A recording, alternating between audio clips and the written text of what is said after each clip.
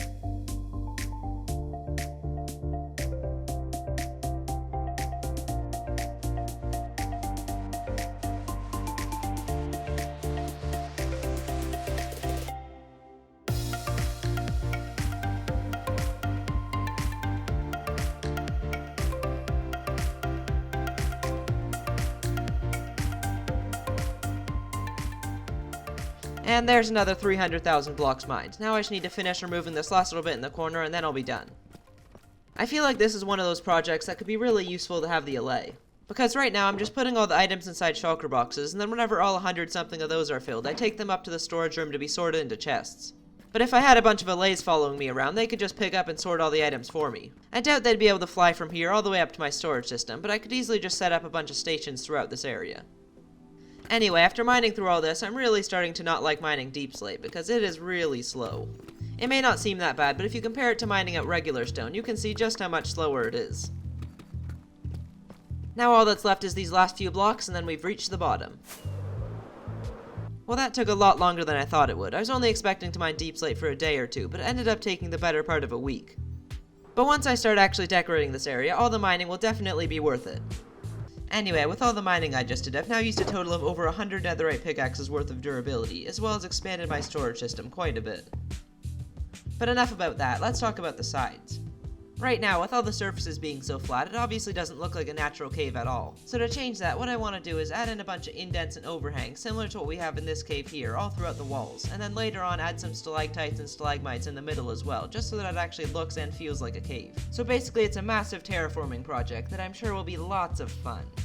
But between this episode and the last, I think I've done enough mining, so I'll just start planning out the parts of the base that I can and leave all that work for another time. And what I have planned to build in here is this fairly big temple that should take up the majority of this space. So I guess I better head over to the wool farm and grab some brightly colored wools to start marking this thing out. Yeah, I'm probably gonna need a little bit more than this, so I guess I'll just AFK here for a bit.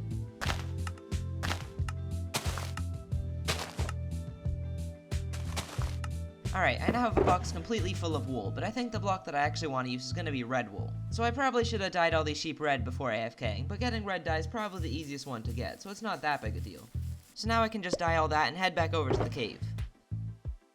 As I mentioned a few minutes ago, this area is going to be taken up by a giant temple. I already have it fully built in the creative test world, and the design I'm using is heavily inspired by Japanese architecture, which I think looks really interesting. So I guess I better start by laying out the floor plan.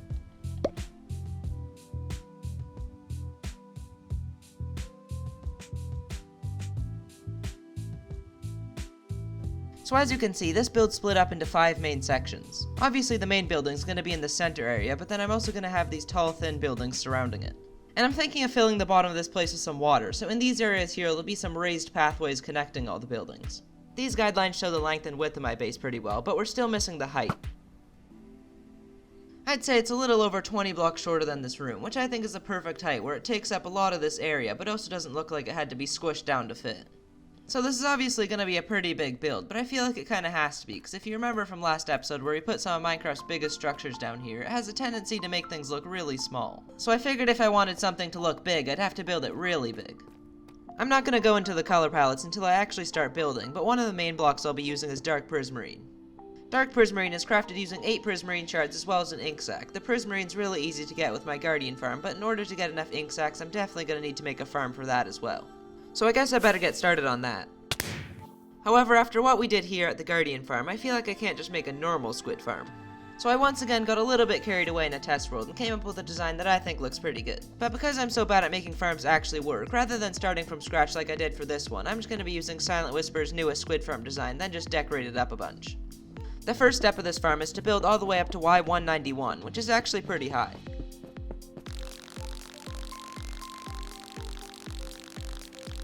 And here we are. And if I just add another 3 blocks here, this is where the AFK spot's gonna be. The next thing we need to do is mark out a few chunks, which is pretty boring, so let's just do that real quick. And obviously all this stone stuff is just temporary, which is why I'm not bothering to make it look good. Anyway, I went ahead and gathered most of the materials off camera, so I'd say it's about time we start building this thing.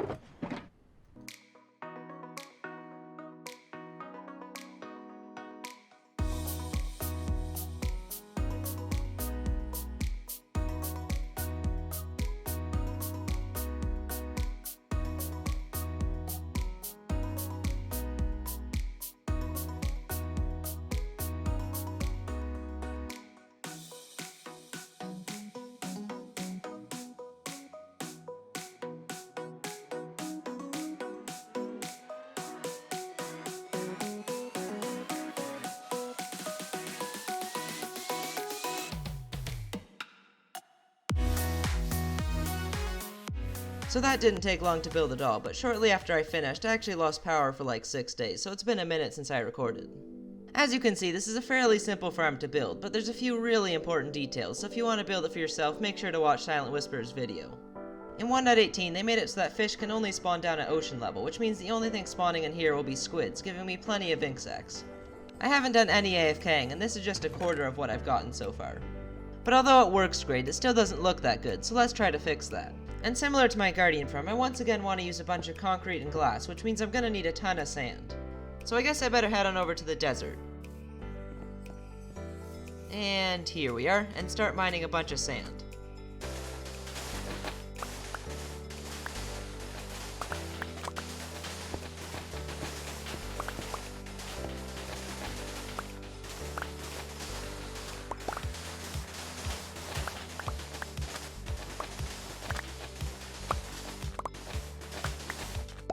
Alright, I now have 10 boxes full of sand, which should hopefully be more than enough.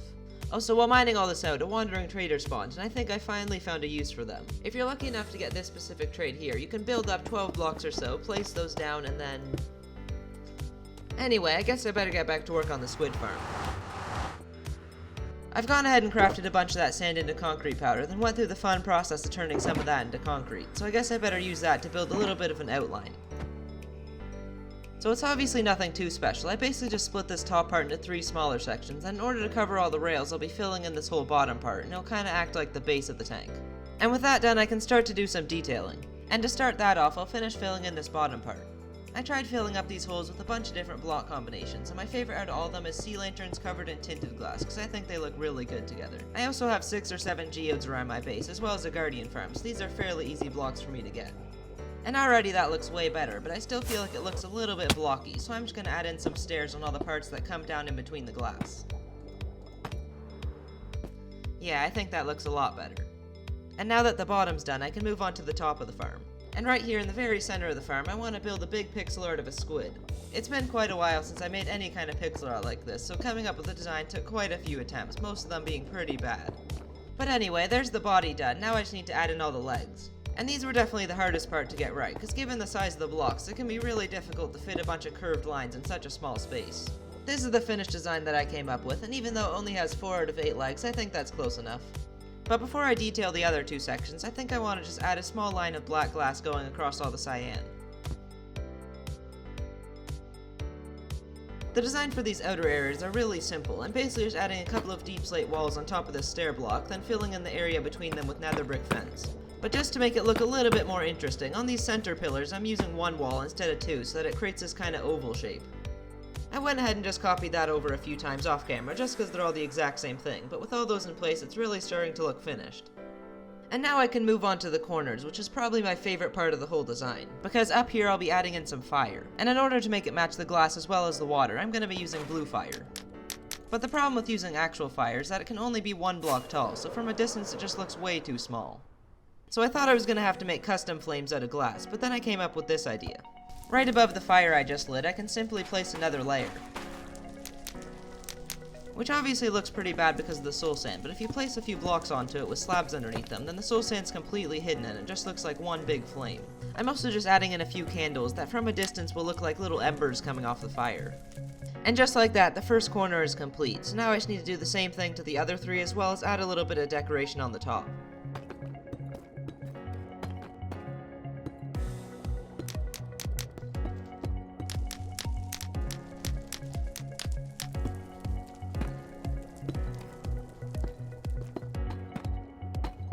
Alright, now the first part of the squid farm is complete.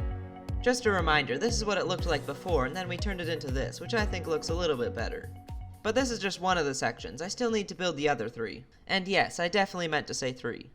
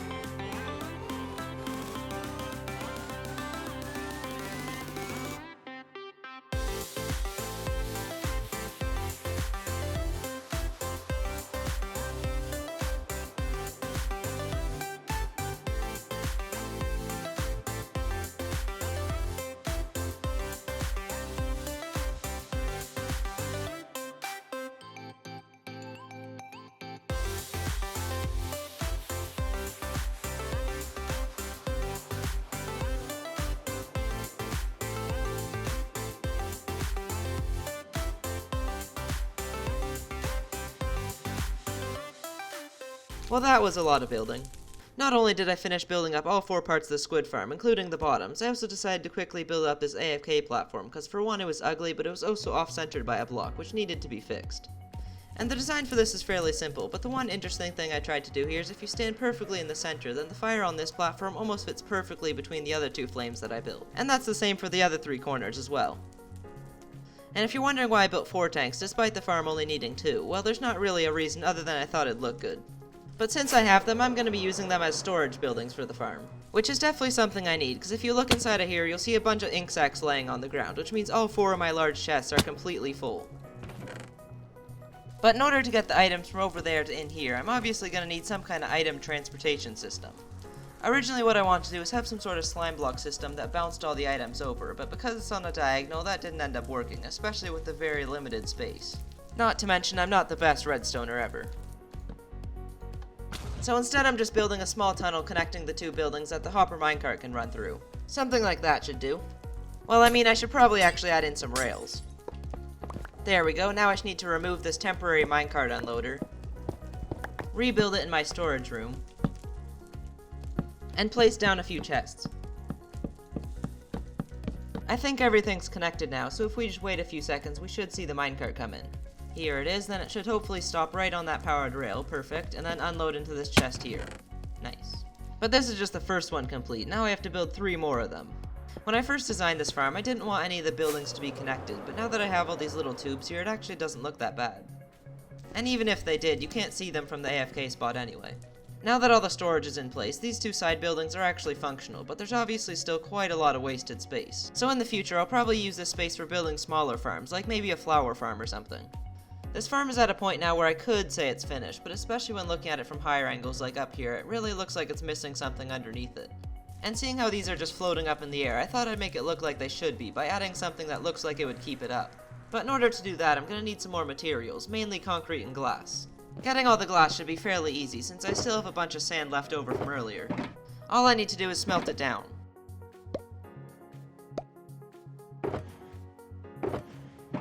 Next up we have the concrete, which isn't a whole lot harder to get than glass, but converting the powder into the actual concrete can take quite a while. So what I like to do is build a big tower out of concrete powder all the way up to world limit, then dump water on it and mine it down again. It's probably not the best way to do it, but it works.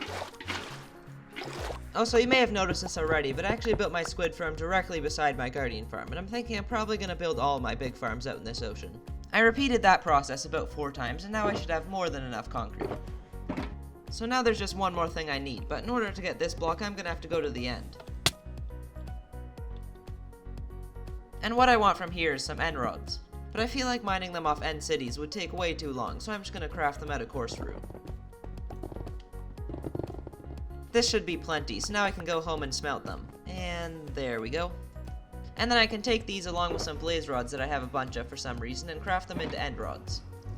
I think that's all the materials I need, so now I can start building up the supports. Okay, so I've gone ahead and built the middle section of the supports off camera, and as you can see, it already looks way better. It's obviously not quite done yet, but this part of the design was made to look like some sort of propeller, and then I used the end rods and sea lanterns to make it look like it had power running through it. So I have one of those underneath of each of the buildings, and then I also built a smaller one underneath the AFK platform. But like I said, they're not done yet, so the next thing I need to do is turn them all on.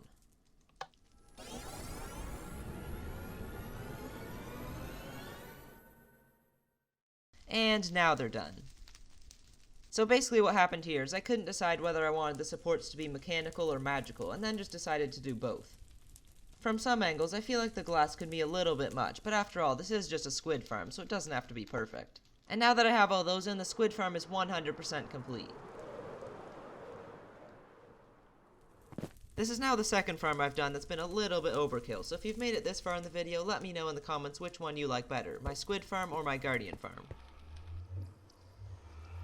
But with that said, that's going to be it for me today, so thanks for watching and see you all in the next episode.